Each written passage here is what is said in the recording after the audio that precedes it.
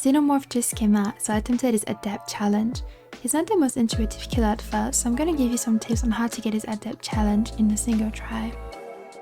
First, I'm gonna give you general tips that go for any killer Adept, then I'll give you specific tips for the Xenomorph. First of all, rank does not matter. You don't need to wait for a reset. Whether you're bronze or iridescent, it will not have any impact on how juiced your survivors are going to be. Your rank is only for you to see and to award you blood points every reset, which is every 13th of the month. There's actually a hidden MMO that decides of your opponents, so reset doesn't change anything, just go for it. And if you do find it intimidating because it's your first time on Xeno, just go in and practice magic hands bots to get a feel of the killer. And my last general advice is to use juiced up add-ons. Don't be afraid to use up all your ultra rare add-ons, okay? You need to get that added achievement, baby. So let's start with the Xenomorph's add-ons, and here are my recommendations for you. Since you don't really have a build with specificities like stealth, gen regression, etc., I recommend you simply pick its most powerful add-on, which in my opinion is this one, Acidic Blood, and at least it's my favorite one. Since you don't have looping perks, you can just eat every pallet and survivors will get injured, or they will have to mend. This will really slow down the game. You can also use turret add-ons, but I don't think they're game changing.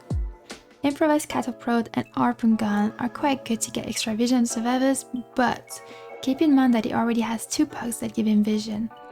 So what I recommend alongside Acidic Blood is a semiotic keyboard, as you have absolutely no means to stop gen progress. This add-on will allow you to know which gen has the most progress, so you know where to go. Next, let's cover the basics. Make sure your play around is power. Don't just hold W around the map. Use the tunnels to battle gens and get to the other side of the map really fast. Since you have no gen regression perk, you need to move around a lot and be very quick. Ideally, you want to hold pressure over your 3 gens that are closest to one another. On top of that, tunnels allow you to stay hidden while getting really close to survivors, and they give you your crawler mode back faster. Okay, let's check out its perks and see how you can get the best value out of them. Firstly, there is Rapid Brutality. You no longer gain Blood Blast, but after hitting a survivor with a basic attack, you get 5% haste for 10 seconds. This is nice to catch up with the survivor after the first hit. You could pair it with Parker's headband, which gives you haste when you come out of a station, as it will help you secure a hit on the survivor. The downside to this perk is that you can't get blood loss anymore, so you really should drop chases early if you see that survivor is looping you well. You want to make sure you can down them fast. Also, you can use pretty much any add-on you want, but I don't recommend multi-purpose hatchet and Kane's helmet. Why? Because Rapid Brutality gives you haste after hitting a survivor with a basic attack. These add-ons, however, require you to use your tail attack, and it would be counterproductive to use your tail to injure survivors when you could get some haste instead with an M1, especially as you don't get blood loss anymore. You can of course down the survivors with your tail and proc the add-ons effect, but it's pretty pointless as they will most likely end up on the hook rather than healing. Secondly, there is Alien Instinct, which serves you the aura of the farthest injured survivor for 5 seconds, and you also get the Oblivious status effect for 20 seconds. This is basically a downgrade of Barbecue and Chili, no offense to you Xeno. I don't think it's very good, but it can help you turn a survivor out of the game. Tunneling is a bit lame, but if you're struggling, focus one survivor and kill them as quickly as possible. You'll get a great gen pressure relief, as there will be one less person to repair gens in the game. This is very common advice, but finding the weak link amongst survivors is ideal, because you'll be able to kill them quickly and games become much harder to win for survivors as 3. This is why you don't waste time on survivors that can loop you, you always go for the bad ones first.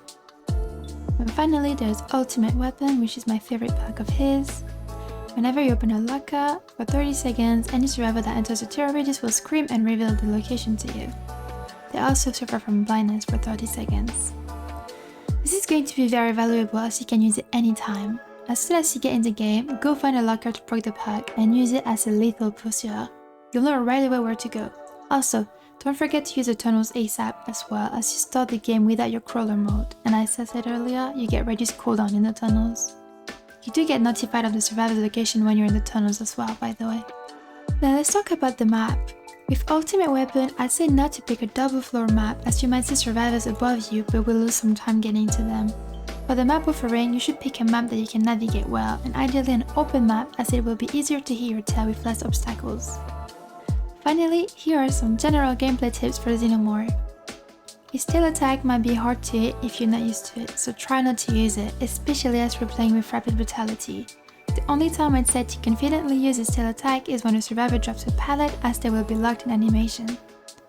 When you're looping, don't forget to let the survivor stun you if you're using acidic blood, and always break the safe pallets, of course. Lastly, his turrets are his biggest counterplay, and trust me, that will get you out of your power constantly. Good survivors will scatter them smartly across the map around looping structures and generators, so make sure you destroy them because you're likely to run back into them later on. Okay, that's all for now. Good luck if you're adept, I believe in you, and don't forget to subscribe for more. Alright, take care!